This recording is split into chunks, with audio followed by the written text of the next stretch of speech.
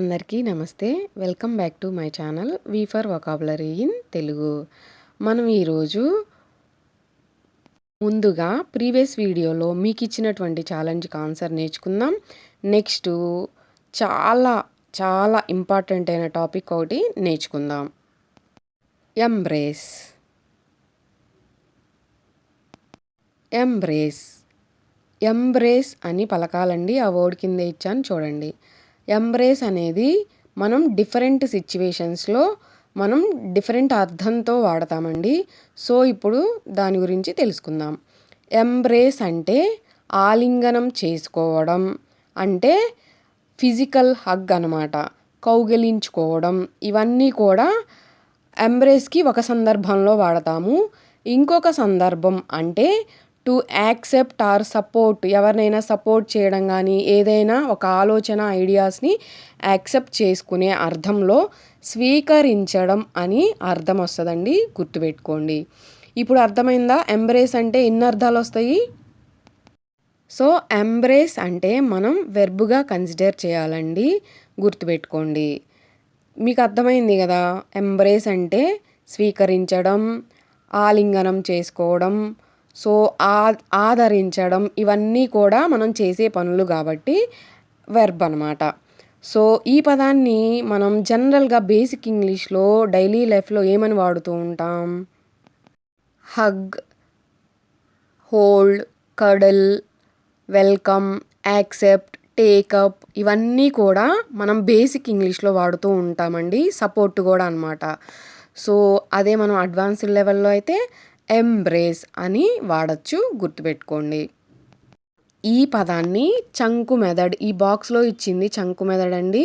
చంకు method అంటే ఏం లేదు, ఎలాంటి కష్టమైన నోరు తిరగనటువంటి పదాన్నైనా ముక్కలుగా విడదీసి పలకడాన్నే చంక్స్ అంటారు లేదా సిలబల్స్ అంటారండి. సో ఎంబ్రేస్లో ఎన్ని సిలబల్స్ ఉన్నాయి? 2 సిలబల్స్ ఉన్నాయి. దాన్ని ఎలా పలకాలి? ఎంబ్రేస్ అని విడదీసి పలకడం ద్వారా మనం కరెక్ట్గా ప్రొనౌన్స్ చేయగలుగుతాము. At the same time spelling అనేది తప్పుపోకుండా రాయగలగడానికి ఇది చాలా పవర్ఫుల్ మెథడ్ అండి. గుర్తుపెట్టుకోండి. సో ఈ పదాన్ని వాడి మనం సింపుల్గా ఇంగ్లీష్లో మాట్లాడాలి అంటే first example, we should embrace new ideas అంటే మనం కొత్త ఆలోచనలను స్వీకరించాలి, మనం కొత్త ఆలోచనలకి వెల్కమ్ చెప్పాలి అని అర్థం అన్నమాట. సో అర్థమైంది కదా. ఎంబ్రేస్ గురించి ఇంకెలాంటి డౌట్ లేదనే అనుకుంటున్నాను. Coming to the today's interesting and the most important topics, మనం చేసే తప్పులు. జనరల్గా మనం ఇంగ్లీష్ మాట్లాడుతున్నప్పుడు, వొకాబులరీ యూజ్ చేస్తున్నప్పుడు చేసే తప్పులు ఈరోజు కొన్ని నేర్చుకుందాం. టాపిక్లోకి వెళ్ళిపోదాం. వీటిలో ఏది correct? Return versus return back అనేది కరెక్టా, or discuss versus discuss about? వీటిలో అసలు మనం మాట్లాడుతున్నప్పుడు ఏది కరెక్ట్గా యూజ్ చేయాలి? మనం చేస్తున్న మిస్టేక్స్ ఈరోజు ఫుల్ ఫ్లెడ్జ్డ్గా నేర్చుకుందాం. ఫస్ట్ ఆఫ్ ఆల్ మనం రిటర్న్ వర్సెస్ రిటర్న్ బ్యాక్ గురించి నేర్చుకుందాం. Return versus return back. మనం ఫస్ట్ ఆఫ్ ఆల్ ఈ రెండిట్లో ఏది కరెక్ట్ అని తెలుసుకోవాలి అంటే రిటర్న్ యొక్క అర్థం తెలుసుకోవాలండి. రిటర్న్ యొక్క అర్థం ఏమిటి? Go back. అంటే మన తెలుగులో మనకు అర్థమయ్యే భాషలో తిరిగి రావడం లేదా తిరిగి వెళ్ళడం అని అర్థం. అంటే రిటర్న్లోనే బ్యాక్ అనే మీనింగ్ ఉంది. మళ్ళీ మనం రిటర్న్ బ్యాక్ అని వాడుతున్నాము అంటే గ్రామటికల్లీ తప్పు, కంప్లీట్లీ రాంగ్ అని అర్థం అన్నమాట. సో అర్థమైంది కదా. ఒక ఎగ్జాంపుల్ చూద్దాం ఇప్పుడు. Please return back to your seat అనేది కరెక్టా తప్ప? మీరే కమెంట్ సెక్షన్లో కమెంట్ చేయండి. నేను ఇప్పుడు ఆల్రెడీ మీనింగ్ చెప్పాను కదా. Return back to your seat అనేది కరెక్టా? సో మీకు అర్థమైంది కదా ఏది కరెక్ట్ ఏది రాంగు అనేది. ఫైనల్ కంక్లూజన్ ఏంటి? రిటర్న్ అనేది కరెక్టు. రిటర్న్లోనే గో బ్యాక్, బ్యాక్ అనేది ఉంది. మళ్ళీ రిటర్న్కి బ్యాక్ అనేవాడు యూజ్ చేయడం కంప్లీట్లీ గ్రామటికల్లీ రాంగ్ అని అర్థం అనమాట. ఇదే ఫైనల్ కంక్లూజన్. సో మనకు అర్థమైంది ఏది కరెక్ట్ ఏది తప్పు అనేది. వీటిలో మనం కొన్ని ఎగ్జాంపుల్స్తో నేర్చుకుందాం కంప్లీట్గా ఫుల్ ఫ్లెడ్జ్డ్గా. First example, please return to your seat.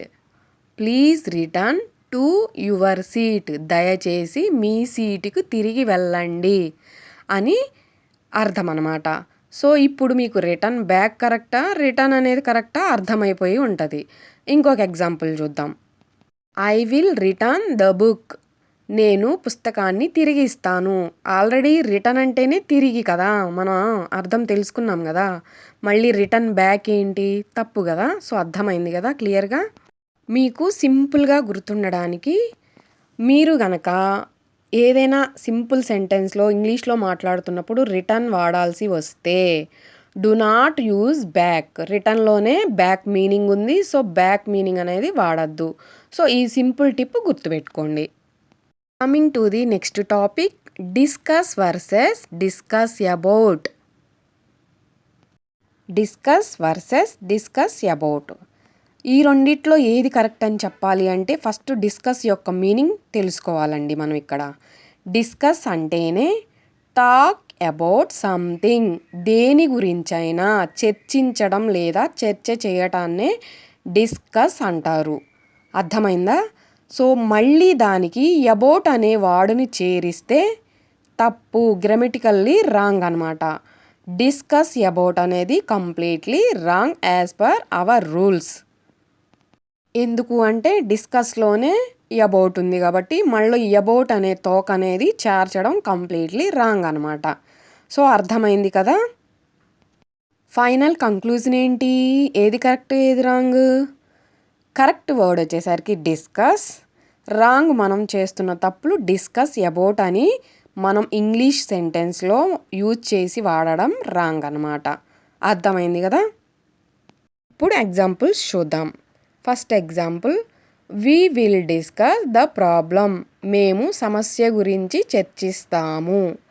So అర్థమైంది కదా. ఇంకొక example, let's discuss this matter. Let's discuss this matter. ఈ విషయం గురించి చర్చిద్దాము. అదే డిస్కస్ ప్లేస్లో డిస్కస్ అబౌట్ అనేది వాడాలా వాడద్దా? మీరే కామెంట్ సెక్షన్లో కామెంట్ చేయండి. ఇదే పాయింట్ని మనం ఈజీగా గుర్తుపెట్టుకోవడానికి మనం ఇంగ్లీష్ వాడుతున్నప్పుడు డిస్కస్ని యూజ్ చేసి ఏదైనా సెంటెన్స్ మాట్లాడాల్సి వచ్చినప్పుడు కేర్ఫుల్గా గుర్తుపెట్టుకోండి. డిస్కస్ అంటేనే అబౌట్ అనమాట.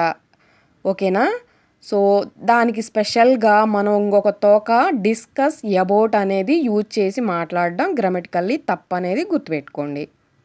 If you use discuss do not use about. మీరు డిస్కస్ యూజ్ చేస్తున్నట్లయితే డు నాట్ యూజ్ అబౌట్, అబౌట్ని వాడద్దు అనేది గ్రామటికల్ రూలు. సో గుర్తుపెట్టుకోండి ఈజీగా సింపుల్గా.